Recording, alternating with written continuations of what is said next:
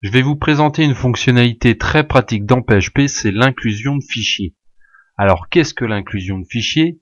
C'est une tâche qui consiste depuis un fichier à récupérer le contenu d'un autre fichier. Donc c'est très pratique parce que ça veut dire qu'un même fichier peut être appelé dans plusieurs pages.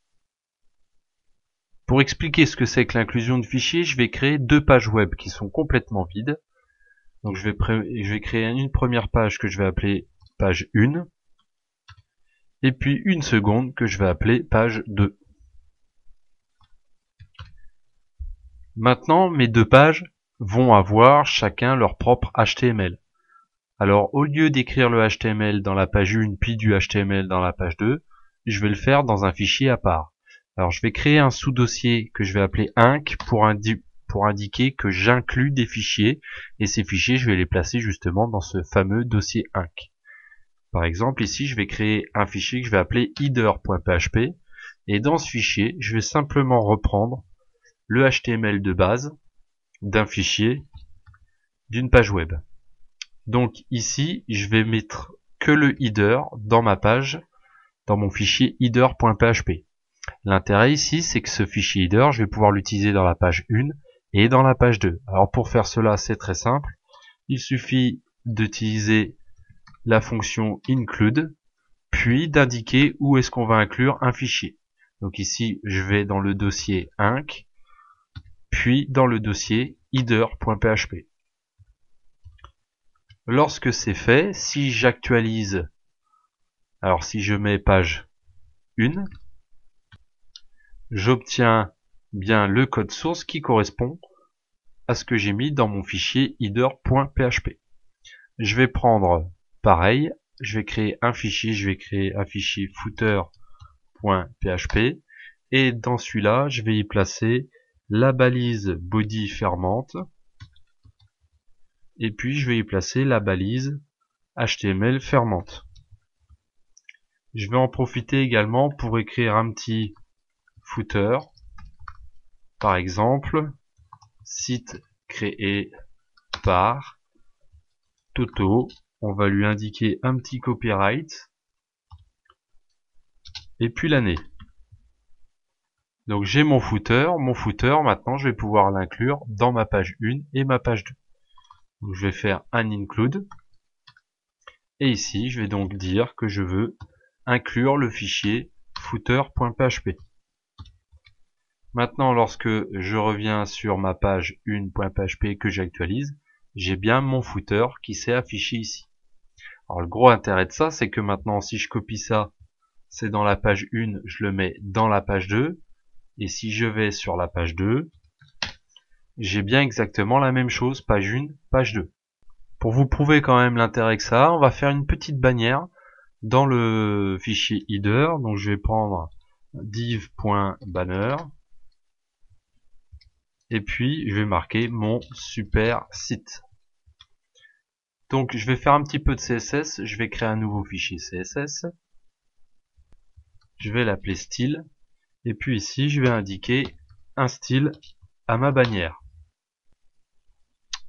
J'ai fait un petit peu de CSS, maintenant je vais dire que dans mon header que le fichier va être lié à mon fichier CSS. Alors ici il faut faire attention à une chose. Il ne faut pas prendre le chemin du fichier CSS en partant du fichier header, parce que sinon on croirait qu'il faut remonter inc pour relier au fichier CSS. En fait, il faut se baser par rapport au fichier qui va appeler header. Par exemple, page 1 va appeler mon fichier header, donc on va se placer à partir de page 1, ce qui fait que le fichier CSS est dans le même répertoire. Du coup, je vais écrire directement page 1, ou plutôt style.css. Alors là, le navigateur, en tout cas l'environnement de développement se fera voir, puisque lui, il voudrait que je fasse une remontée dans le dossier pour après faire style, et là il trouve. Mais il faut pas l'écouter, il faut vraiment prendre directement style.css, puisque le fichier va être inclus dans page 1. Donc maintenant, si j'actualise, j'ai bien ma mise à jour qui est faite dans page 2. Et celle-ci est également disponible dans page 1, puisque j'avais inclus le fichier header.php. On constatera malheureusement que nous avons dans les onglets les mêmes noms, donc on va pouvoir encore une fois personnaliser ça Donc on va retourner dans page 1. Ici, je vais utiliser une variable que je vais nommer title, par exemple. Et puis, je vais indiquer ici page 1. Ensuite, je vais faire la même chose dans page 2. Et puis, je vais nommer page 2. Et c'est là que ça devient intéressant, c'est que si je vais dans mon header, je vais pouvoir utiliser une variable. Par exemple, ici, je vais indiquer que je veux afficher ma variable title qui sera initialisée dans le fichier appelant. Donc il faut absolument que la variable title soit initialisée avant d'appeler le fichier header qui lui va se servir de la valeur de la variable. Maintenant, si j'actualise, j'ai bien page 1 ici, et si j'actualise, j'ai bien page 2 ici. Alors après, on peut écrire le contenu qu'on veut entre. Il suffit par exemple ici, si je veux générer du PHP, ou du HTML plutôt, je vais le faire comme ça. Donc je vais faire un paragraphe, je vais générer 10 paragraphes qui contiennent du contenu. Donc là j'ai mon contenu qui est généré. Et maintenant quand je vais actualiser, vous voyez bien que j'ai ma page ici avec du contenu et ma page 2 qui n'a pas bougé. Donc il est possible de différencier après les deux pages. Alors maintenant je vais faire la différence entre le include et le require. Donc ici j'ai pris un include. Je vais faire comme si je voulais insérer un fichier qui n'existe pas. Donc je suis dans page 2.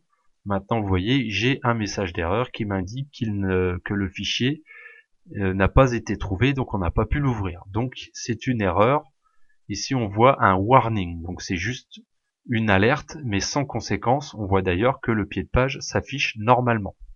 Par contre, si je fais la même chose, mais avec un require, là, on va s'apercevoir d'une chose, c'est que lorsque j'actualise, maintenant j'ai une erreur fatale et je n'ai plus le code ici du pied de page, tout simplement parce que le fait d'utiliser un require va inciter PHP à soulever une erreur fatale et ça va mettre fin au script. Donc tout ce qui est après l'erreur fatale ne sera pas exécuté.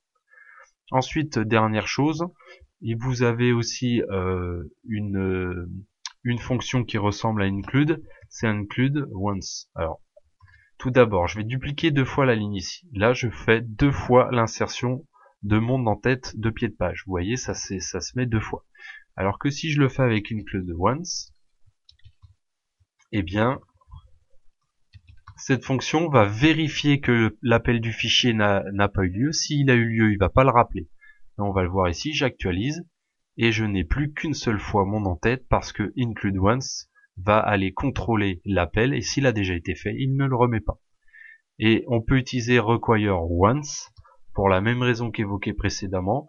Tout simplement, si le fichier n'est pas retrouvé, il va soulever une erreur fatale. Donc là, il n'inclut qu'une fois le fichier. Par contre, s'il ne trouve pas le fichier à inclure, il va soulever une erreur fatale et on voit que le pied de page n'a pas été exécuté. Maintenant, vous savez qu'on peut inclure des fichiers avec include, require, include once et require once. Sachez simplement que dès lors que vous devez absolument inclure un fichier qui va servir à la suite de votre programme, dans ce cas-là, il faut utiliser require.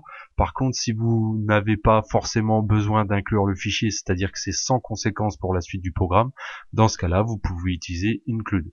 Si dans ce cours nous n'avons vu que l'inclusion de HTML, sachez que le fichier qui est inclus peut être un fichier purement PHP.